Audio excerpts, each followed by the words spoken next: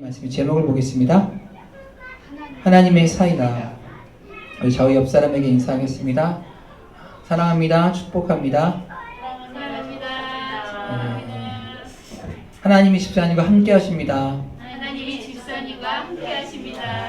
용기 잃지 맙시다. 용기 잃지 맙시다. 우리 온라인으로 예배하는 집사님도 힘내십시오. 하나님이 함께 하십니다. 아멘. 예, 우리가 사이다라는 발언이 있습니다. 뭐예요? 아주 답답하고 그런 상황 속에서 아주 통쾌하고 시원한, 모두가 속이 뻥 뚫리는 그러한 발언을 사이다 발언이라고 합니다. 오늘 말씀에 나오는 이 하나님의 사이다는요, 이 3절 뒤를 주목해 보시길 바랍니다. 에코가 안 나갔어요? 뭐라고 되어 있습니까? 비록 더딜지라도 기다리라. 뭐라고요? 비록 더딜지라도 기다리라. 지체되지 않고 반드시 응하리라. 뭐래요? 너 기다려. 지난주에 하박국이 하나님께 어리석은 바보 같은 질문을 했습니다. 이제 이번 주부터는요, 하나님이 그 하박국의 질문에 명쾌한, 속이 펑 뚫리는 그런 대답들을 이제부터 해주고 계신 것입니다. 사이다 발언이죠. 오늘은 뭐라고 말씀하시냐면, 아니야, 나는 일하고 있는데 단지 지체될 뿐이야. 이제 계속해서 하나님의 그 답이 하박국 2장부터 말씀이 나오고 있는 것입니다. 한 30년 정도 된 이야기인 것 같아요. 제가 학생 때 이렇게 캠프를 가면 꼭 그런 데 가면은요, 그냥 밥을 주지 밥을 공짜로 안 줘요. 뭘 해야 주죠? 말씀을 암송해야 돼요. 이름하여 뭐요? 밥절. 이걸 외워라. 우리 자라나는 학생들에게 먹을 것은요, 굉장히 민감하고 필수적입니다. 안 주면 애들이 굉장히 민감해집니다. 밥과 요즘 말하면 핸드폰. 제가 옛날에 캠프 가서 핸드폰 한번 뺏어봤더니 와, 분위기가 살벌해지더라고요. 밥 안 줘도 분위기가 별로 안 좋습니다. 내가 술에 나가서 이래야 돼? 안 먹고 그냥 사 먹을래? 여러분, 그 캠프가 그렇게 허술하지 않습니다. 안 먹고 그냥 사 먹으면 되지. 매점이 없는 곳으로 갔습니다. 그러니까 어떻게 해서든지 밥절 요조를 애워야 하는 것입니다. 전도사님과 이렇게 교사들이 이 요조를 담당해서 맡았습니다. 그러니까 단체로 한 7명, 8명씩 와서 암송을 하면 웬만하면 다 넘어갑니다. 내가 특별히 너를 미워서 너를 밥을 먹이지 않으리라 이렇게 한 사람 빼고는요, 다 넘어갑니다. 밥줄이 길지 않으면요, 그냥 이렇게 넘어갈 때가 많습니다. 근데 목사님이 캠프를 계획할 때 생각하기를, 그래도 교회 캠프를 왔는데 5끼를 먹는데 5번의 말씀을 외웠으면 좋겠다. 내가 양식껏 잘 외우고 밥을 먹어라. 목사님 이런 생각을 가졌습니다. 그런데 목사님의 현실과 이상은 너무나도 달랐습니다. 처음엔 한 번은 그냥 이거 외워야 돼? 밥 안 줘? 어쩔 수 없이 외웠습니다. 근데 2번 하니까 애들이 싫은 거예요. 놀고 싶지. 캠프 와서 애들이랑 막 재밌게 놀고 장난치고 귀찮고 시험해야 되는 겁니다. 이제 조금씩 요령들이 생기고 막 커닝을 하는 아이들이 생겼습니다. 그래서 목사님은 정말 열심히 암송한 아이들이 피해를 보면 안 된다. 그래서 목사님이 와서 앞에서 감동을 하는 것입니다. 교사들 뒤에 서 있고 학생의 위치를 막 바꾸고 그렇게 막 원천 봉쇄를 하였습니다. 목사님이. 그런데요, 이렇게 암송을 잘 안 하는 아이들, 뭐 어떻게든 되겠지 이렇게 버티고 온 아이들은요, 또 어떤 아이들은 그래도 커닝 페이퍼를 그 와중에 그걸 외우지 만들어 갖고 옵니다. 근데 목사님이 하시는 말씀이 있잖아요. 앞에서 보면 뭐 한다고요? 다 보인다. 여러분, 앞에서 보면 여러분 진짜 다 보여요.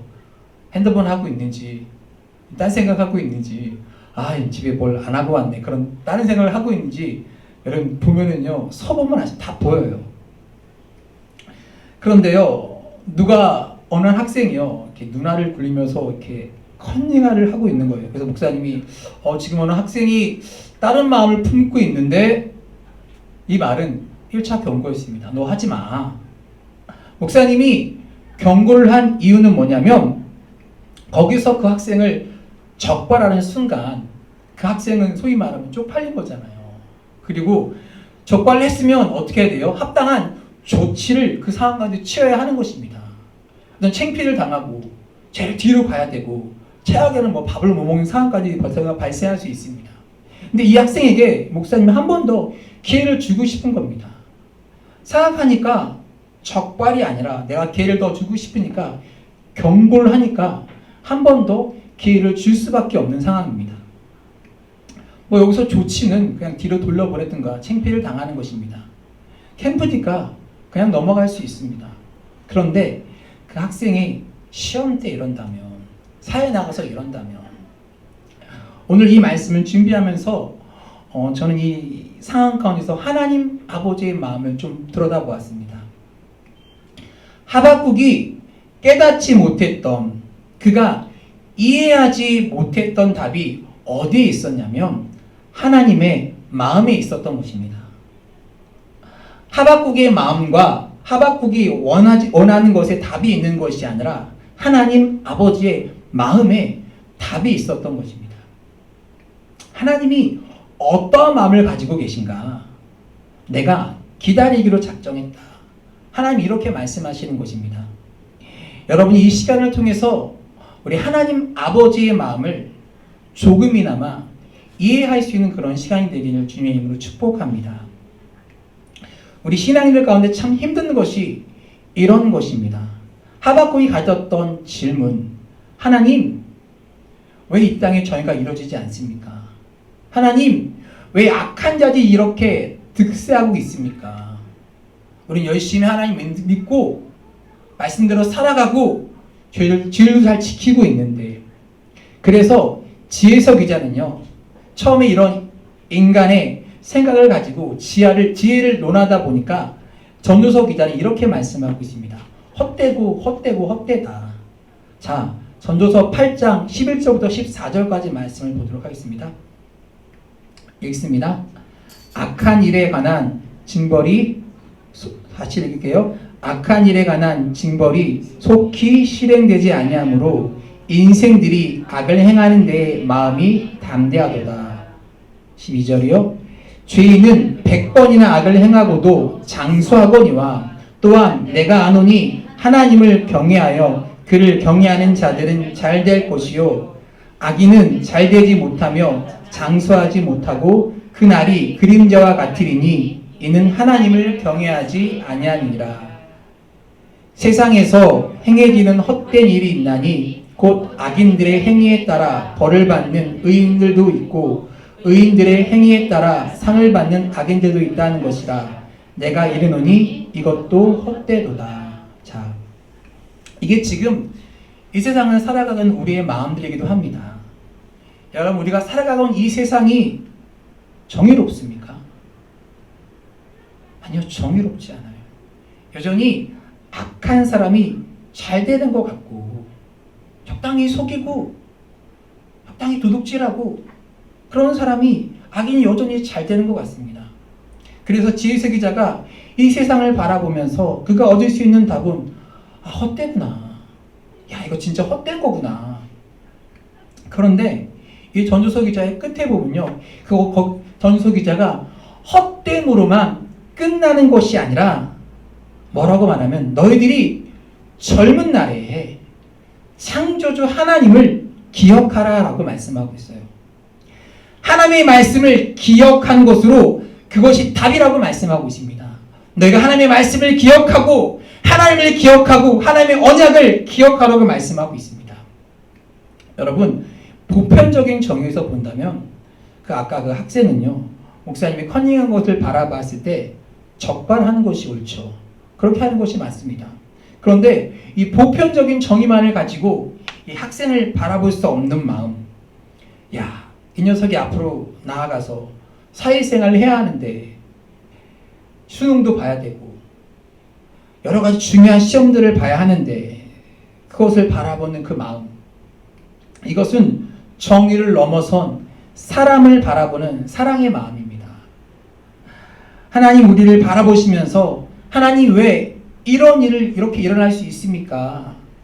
우리들이 이해할 수 없는 일 가운데서 하나님의 정의를 넘어서 하나님의 사랑의 가치를 가지고 우리를 이 상황을 하나님이 바라보고 계신 것입니다.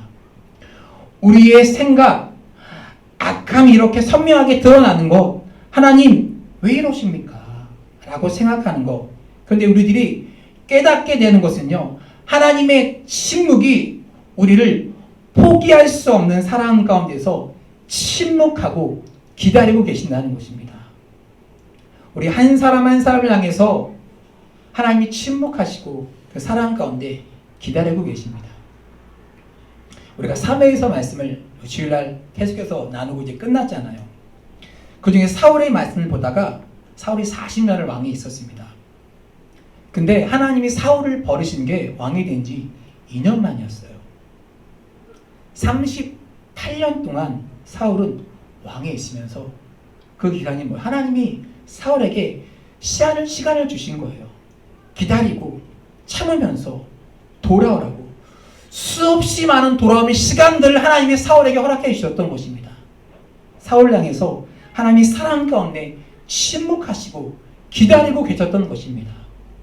아직도 그가 돌아오기를 하나님의 사랑으로 돌아와야 할 사람들을 하나님은 침묵 가운데 사랑으로 기다리고 계십니다. 이것이 깨닫기 시작하자 2장 1절에 이렇게 말씀하고 있습니다.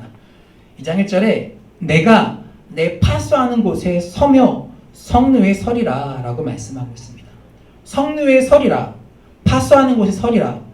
여러분, 성이 있습니다. 파수하는 성루가 뭐냐면 그 성에서도 아주 제일 높은 곳에 올라가서 어떤 마음을 가지냐면 내가 이 성에서 파수하는 곳에 올라가서 저 멀리서부터 나에게 다가오는 하나님의 뜻을 내가 살피리라. 하박국이 작정하고 지금 기다리겠다는 것입니다. 이것이 어떤 의미일까요? 지금까지 내가 생각했던 내 관점이 있습니다. 내 생각이 있습니다. 하나님, 이거 억울합니다. 왜 저희가 이루어지지 않습니까? 그런데 하박국이 어떤 결정을 했습니까? 이거 이제 제가 생각하고 있는 정의의 관점이 아니라 하나님의 관점을 보기 위해서 하나님이 어떠한 생각을 가지고 계시는지, 하나님이 무엇을 이루시는지를 보기 위해서 제가 기다리겠습니다. 여러분, 기다리지 못한다는 것은요, 우리가 아직 온전히 성숙하지 못했다는 증거인 것입니다. 기다리지 못한 우리 마음 가운데 조바심은요, 우리가 아직 성숙하지 못하고 있다는 증거입니다. 여러분들이 자녀를 키울 때 여러분의 자녀들이 성숙해서 여러분을 잘 기다려줬습니까? 엄마 이거 언제 해? 엄마 이거 언제 먹어야 돼? 이거 언제 가? 아니 왜 이렇게 몇 시야? 언제까지? 이걸 물어볼까요? 왜 이렇게 조급할까요? 아이들은요, 아직 성숙하지 못한 것입니다. 그래서 늘 조급한 것입니다. 오늘 하박국의 이 마음이 오늘 이 과정을 통해서 지금 성숙해지는 과정 가운데 가고 있는 것입니다. 여러분들도 이 하박국의 말씀을 들으면서 여러분의 신앙이 조금씩 성숙해져 가면서 조급해하지 않고 하나님의 때를 기다릴 수 있는, 그 때를 잠잠히 바라보며 신뢰하며 걸어갈 수 있는 여러분 되시기를 주의 이름으로 축복합니다. 하나님, 우리 백성들이 조롱거리가 되고 있는 것 같습니다. 하나님의 정의가 이루어지지 않는 것 같습니다. 이 조바심에서 하나님 왜 그런 일을 행하시는지 제가 기다리겠습니다. 내 지식과 내 능력과 내 한계와 내 이해를 뛰어넘어서 역사하신 하나님의 마음을 제가 알기를 원합니다. 오늘 여러분들에게 이 말씀을 통해 믿음으로 권면하고 싶습니다. 하나님 앞에서 일하심을 기다릴 수 있는 사람이 되길 바랍니다. 우리들이 진짜 중요한, 우리의 신앙의 가장 중요한 성숙은 무엇인가? 여러분, 저도요, 제 생각이 있고요. 여러분의 생각을 가지고 있습니다. 우리의 의지가 있습니다. 그런데 하나님, 제 생각과 제 의지를 뛰어넘어 하나님의 마음이 무엇인지를 보게 하여 주옵소서. 이사야서 55장 8절과 9절에서 이런 기도를 하고 있는 것입니다. 이사야 55장 8절과 9절입니다. 읽습니다. 이는 내 생각이 너희의 생각과 다르며 내 길은 너희의 길과 다름이니라. 여호와의 말씀이니라. 이는 하늘이 땅보다 높음같이 내 길은 너희의 길보다 높으며 내 생각은 너희의 생각보다 높음이니라. 여호와의 말씀. 뭐라고 말씀하세요? 나는 너희의 생각과 달라. 다르대요. 하나님 이해가 안 돼요. 하나님 왜 이렇게 하시는 거예요? 그런데 내 생각은 너희 생각과 다르대요. 내가 굽어 도는 것 같고 느는 것 같고 안 되는 것 같지만 나는 너를 옳은 길로 최선의 길로 인도하고 있어. 나는 너의 생각과 달라. 이것을 인정하기 시작하면서 성숙이 되고 기다릴 수 있는 것입니다. 우리들의 신앙이 성숙하기 전까지는요, 굉장히 나 중심적이고요, 개인적이고 모든 것을요, 나를 중심으로 움직이고 생각하기 시작합니다. 우리들이 지금 일어나고 있는 모든 일들이 여러분 나를 중심으로 일어나고 있고요. 하나님이요, 나를 위해서 이렇게 일하고 계신다고 생각하는 것은요, 잘못된 것은 아니지만 아직은 좀 조금은 미성숙되고 아직은 나를 중심으로 모든 것들이 일어나고 있다는 것입니다. 그런데 이것을 뛰어넘지 못하면 내가 원하는 것이 이루어지지 않을 때 하나님 앞에 감사를 할 수 있을까요? 못할까요? 못해요. 하나님이 내 기도를 안 들어주신 거잖아요. 내 위주로 생각하는 거예요. 하나님의 뜻을 따라갈 수가 없는 것입니다. 여러분 아까 제가 그 얘기했던 거 요절 염성했던 거, 심지어 여러분 커닝 페이퍼를 만들고 시험을 보기 전에 주님 들키지 않게 해주세요. 얼마나 간절히 기도하는지 몰라요. 하나님 이번만 눈 감아주세요. 다시는 안 그럴게요. 정말 간절히 기도해요. 근데 간절하다고 하는 것과 그것이 옳다는 것은 다른 문제입니다. 내 뜻을 이루기 위해서 정말로 하나님께 간절하게 기도하는 것과 하나님의 뜻이 이루어지는 것은요, 다른 문제입니다. 나를 중심으로 이루어지는 것은요, 아직 우리의 신앙이 성숙하지 못했다는 증거입니다. 여러분의 신앙을 한번 점검해 보십시오. 여러분 어떻게 생각하고 있다? 하나님의 뜻을 바라보며 참고 더 깊고 넓게 생각하고 있는가? 아니면 나를 중심으로, 이 교회도 나를 중심으로 바라보고 있는가? 하박국이 하나님을 이해하라고 할 때 오늘 말씀의 초점이 어디에 있냐면 하나님에게서 변화가 일어난 것이 아니라 하박국에게서 신앙의 변화가 일어나기 시작했다는 것입니다. 하박국의 신앙의 변화가 일어나기 시작하며 그 신앙이 성숙하기 시작할 때 기다리면서 하나님의 뜻이 무엇인지 보기 시작하는 것입니다. 여러분 우리 모두에게 해당되는 이야기라고 생각합니다. 적어도 우리가 이 금요일 밤에 나와서 기도한다는 것은요, 하나님의 변화에 있는 것이 아니라 하나님 앞에 선 우리의 변화가 시작되기 시작할 때 하나님의 역사와 하나님의 뜻이 우리들에게 다가오기 시작하는 것입니다. 여러분들 한가운데서 이러한 신앙의 변화가 있기를 주의 이름으로 축복합니다. 그래서 늘 목사님들이 하는 말씀이 있습니다. 내가 바뀌면 어떻게 된다고요? 다 바뀐다고. 문제는 누구예요? 문제는 나예요. 이 땅의 부흥과 회복은요, 누구로부터 시작됩니까? 나로부터. 여러분의 신앙이 성숙하고 여러분이 하나님과 올바른 관계 가운데 있고 여러분의 신앙이 자라면 여러분의 가정이, 여러분이 속한 곳이, 여러분의 주변이 변화되기 시작하면 여러분 믿으시기를 바랍니다. 그러니까 여러분 이 밤에 여러분 하나님 앞에 서서 변화가 있는 그런 시간 되기를 축복합니다. 여러분 성리에 올라간 파수꾼의 심정은 어떠한 마음이겠습니까? 여러분 하나님을 기다리려고 한다. 여기서 하박국의 모습이 하나님을 기다리려고 한다고 말했을 때 아무것도 안 하는 그런 무기력한 사람으로 보이십니까? 아닙니다. 하박국이 하나님의 뜻을 기다리기 위해서 성류에 올라가서 파수꾼의 기다림 같이 하나님을 기다리고 있는 것입니다. 아무것도 하지 않는 것이 아니라 하나님의 뜻을 기다리기 위해서 그가 높은 곳에 올라간 것입니다. 하나님을 바라본다고 하는 것은요, 내 문제를 내려놓고 사람들에게 책임을 미루겠다는 것이 아니라 하나님 앞에 간절히 서겠다는 것입니다. 오늘 여러분들도 내가 주님 앞에 믿음으로 간절히 서 있는 여러분 되시기를 주의 이름으로 축복합니다. 오늘 여러분 하나님 앞에 서셔야 하는 것입니다. 빌립보서 4장 6절과 7절에 이렇게 말씀하고 있습니다. 아무것도 염려하지 말고 다만 모든 일에 기도와 간구로 너희 구할 것을 감사함을 하나님께 아뢰라.